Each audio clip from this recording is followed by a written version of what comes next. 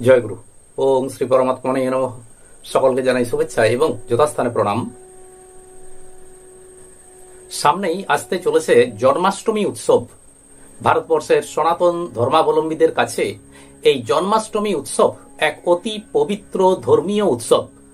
ভগবান শ্রীকৃষ্ণের জন্মের ঘটনাকে কেন্দ্র করে যে ঘটনাটি রয়েছে, যে কাহিনীটি আছে, তা আমরা সবাই প্রায় অল্প বিস্তর সবাই জানি। কিন্তু এই কাহিনী অর্থাৎ এই ঘটনাটির মধ্যে রয়েছে এক গভীর আধ্যাত্মিক তাৎপর্য। প্রাচীন মুনি ঋষিগণ এই ঘটনার মধ্য দিয়ে আমাদেরকে সনাতন ধর্মের এক গভীর যোগ সাধন রীতিকে জানাতে চেয়েছেন। সেই যোগ সাধনা সম্পর্কে অর্থাৎ জন্মাষ্টমীর ঘটনাকে কেন্দ্র করে যে যোগ সাধন পন্থাটি রয়েছে, যোগীরাজ শ্যামাচরণ লাহিড়ী সেটিকে যেভাবে ব্যাখ্যা করেছেন, আজ সে নিয়েই পাঠ ও আলোচনা করব। মথুরায় কংসের কারাগার, সেই কারাগারের মধ্যে পিতা বসুদেব ও মাতা দেবকীর কোলে ভগবান শ্রীকৃষ্ণ জন্মগ্রহণ করেছেন। কিন্তু কংসের ভয়ে পিতা বসুদেব রাতের অন্ধকারে যমুনা নদী, খরস্রোতা যমুনা নদী পার হয়ে নন্দ রাজার ঘরে যশোদার কাছে রেখে এলেন। আর যশোদার কন্যাকে নিয়ে এসে রাখলেন কারাগারে দেবকীর কাছে। বসুদেব যখন সেই সদ্যজাত শিশুকে যমুনা পার হয়ে নন্দরাজার বাড়িতে রেখে আসার জন্য যাচ্ছিলেন, সেই রাত্রি ছিল এক ভয়ঙ্কর দুর্যোগপূর্ণ রাত্রি। তার উপর খরস্রোতা যমুনা নদী, মাঝরাত্রি, চারদিক অন্ধকারে আচ্ছন্ন, আর সাথে সাথে প্রবল ঝড় বৃষ্টি। এই গভীর অন্ধকার রাত্রে পথ চিনে চিনে একটা দূরের রাস্তা যাওয়া কিন্তু খুবই মুশকিল। সামনে একটি শেয়াল বসুদেবকে পথ দেখিয়ে দেখিয়ে চলেছে। শিশুটিকে বৃষ্টির হাত থেকে রক্ষা করছে একটি পঞ্চমুখী সাপ। এবার যমুনা নদী পার হতে হবে, তারপর পৌঁছানো যাবে নন্দ রাজার বাড়ি। এই কাহিনীটির মধ্যেই রয়েছে সনাতন ধর্মের একটি গভীর যোগ তত্ত্ব। পিতা বসুদেব ইনি হলেন স্থির প্রাণ বা আত্মা। মাতা দেবকী হলেন চঞ্চল প্রাণের অবস্থান স্থল এই দেহ। নন্দ হলেন স্থিতি, দেবকী হলেন স্থিতি যশ, কংস হলেন মায়া, আর কারাগার হল এই দেহ।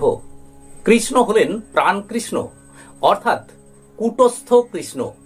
স্থির প্রাণকৃষ্ণ চঞ্চল প্রাণকৃষ্ণ রূপে এই দেহ কারাগারে আবদ্ধ হয়ে মনুষ্য রূপে এই পৃথিবীতে অবতীর্ণ হলেন। জন্মগ্রহণ করার পর প্রত্যেক প্রাণী ধীরে ধীরে অধিক চঞ্চলতার দিকে নেমে যায়। জিহ্বা তখন নেমে যায় আর শ্বাস প্রশ্বাস চলতে থাকে ইড়া পিংলায়।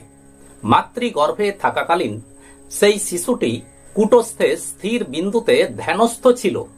এখন জন্মগ্রহণের পর সেই স্থির বিন্দুটি আর দৃষ্টির মধ্যে থাকছে না, অর্থাৎ সেটিকে সে আর দেখতে পাচ্ছে না। তাই শিশুটি জন্মের পর ওয়া ওয়া করে কাঁদতে লাগলো। শিশুটির মনে দুঃখ হলো, কারণ সেই যে স্থির বিন্দুটি দেখে সে ধ্যানস্থ হয়েছিল, এখন সেটিকে আর দেখা যাচ্ছে না। তাই জন্মের পরই সব শিশুরই দুঃখ হয়, আর সেই কারণেই তারা কেঁদে ওঠে। এবার পিতা বসুদেব সেই শিশুকে কোলে তুলে নিলেন। পিতা বসুদেব হলেন স্থির প্রাণ।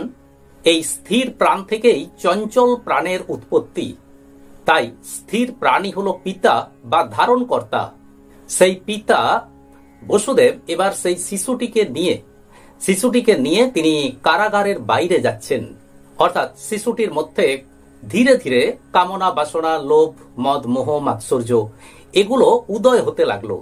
এগুলোই জীবকে বহির জগতের দিকে আকৃষ্ট করে। এগুলোর দ্বারা পরিচালিত হয়ে মন যতই বাইরের দিকে অগ্রসর হয়, মন যতই বাইরের দিকে ধাবিত হয়, ততই আসে ঘোর নিশা, ঝড় ঝঞ্ঝা, নানান বিপদ, কষ্ট, সমস্যা ইত্যাদি। এমন সময় একটি শ্রীগাল, একটি শেয়াল এসে পথ দেখাতে লাগলো। শেয়াল এমন একটি প্রাণী যেটি জঙ্গলেই থাকে, কিন্তু মাঝে মধ্যে লোকালয়েও আসে। লোকালয়ে এসে হাঁস, মুরগি, এটা সেটা ধরে নিয়ে যায়। অর্থাৎ জঙ্গল এবং লোকালয় এই দুই স্থানেই শেয়ালের কিন্তু যাতায়াত আছে। এই শেয়াল হলো মানুষের মনের প্রতীক। মানুষ যখন কুস্বভাবের, কুপ্রবৃত্তির বশ হয়, তখন তার মন জঙ্গলে থাকে। অর্থাৎ তখন সে নানান কুকর্মে রত হয়। আর মন যখন সুস্বভাবের দ্বারা পরিচালিত হয় তখন সে লোকালয়ে থাকে, অর্থাৎ ঈশ্বরমুখী হয়।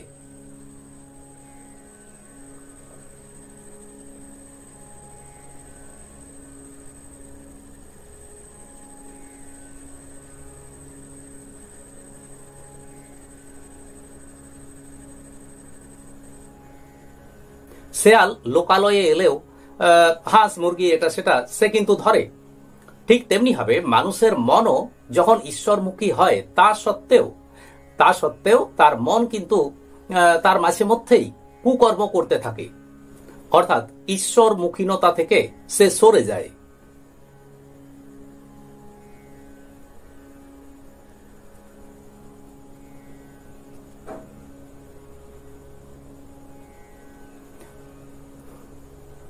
বৃষ্টির হাত থেকে ভগবান শ্রীকৃষ্ণকে রক্ষা করছেন একটি পঞ্চমুখী সাপ। এই পঞ্চমুখী সাপ প্রকৃতপক্ষে বাস্তবে দেখা যায় না। আসলে এই পঞ্চমুখী সাপ হলো পঞ্চবায়ুর প্রতীক।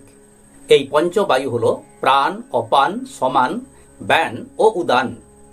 এই যে পাঁচটি বায়ু, এই পঞ্চবায়ুর উপর নির্ভর করেই প্রতিটি প্রাণী বেঁচে আছে।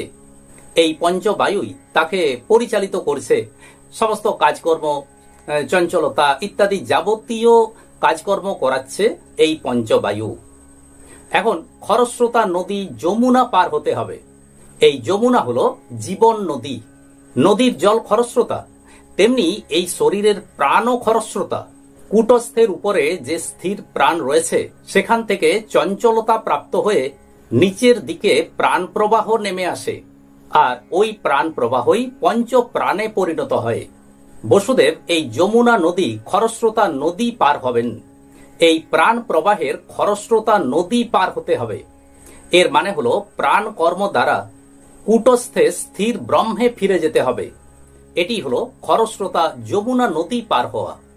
কাজেই দেখলাম যে এই ভগবান শ্রীকৃষ্ণের জন্ম কাহিনী, এই যে জন্মাষ্টমীকে কেন্দ্র করে যে ঘটনা কাহিনীটি রয়েছে, এর মধ্যে এক গভীর যোগ সাধনার কথাই নিহিত আছে। কিন্তু কাল প্রভাবে আমরা সেই যৌগিক ধর্ম থেকে সরে এসে কিছু বাহ্য আচার আচরণেই আমরা ব্যস্ত হয়ে পড়েছি, আর সেই কারণেই আমাদের আত্মজ্ঞান লাভ হচ্ছে না। কলিযুগে, আমাদের এই কলিযুগে ধর্মের গ্লানির কারণে আমরা সেই যোগ শিক্ষা থেকে আমরা দূরে সরে এসেছি। জন্মাষ্টমীর ঘটনার মধ্যে এই যে গভীর তাৎপর্য, আধ্যাত্মিক তাৎপর্য রয়েছে, এটি প্রত্যেক জীবের জীবনেই আসে। আর প্রতিটি ঘরে প্রতিনিয়ত এই জন্মাষ্টমী হচ্ছে। কাজেই এই জন্মাষ্টমী কেবলমাত্র বছরে একটি দিনের জন্মাষ্টমী নয়, কারণ প্রতিটি জীবের মধ্যেই প্রাণ কৃষ্ণ বর্তমান, আর প্রতিনিয়তই জীবের জন্ম হচ্ছে। এই গভীর যে আধ্যাত্মিক তাৎপর্য এই ঘটনার মধ্যে রয়েছে, যে যোগ শিক্ষার কথা রয়েছে, তা যোগীরাজ শ্যামাচরণ লাহিড়ী মহাশয় আমাদেরকে সুন্দরভাবে বুঝিয়ে দিয়েছেন। আজ এই পর্যন্তই। আসুন এবার শ্রী ভগবানের মহামন্ত্র জপ করি। হরে কৃষ্ণ কৃষ্ণ কৃষ্ণ হরে হরে, হরে রাম রাম রাম হরে হরে। নমস্কার।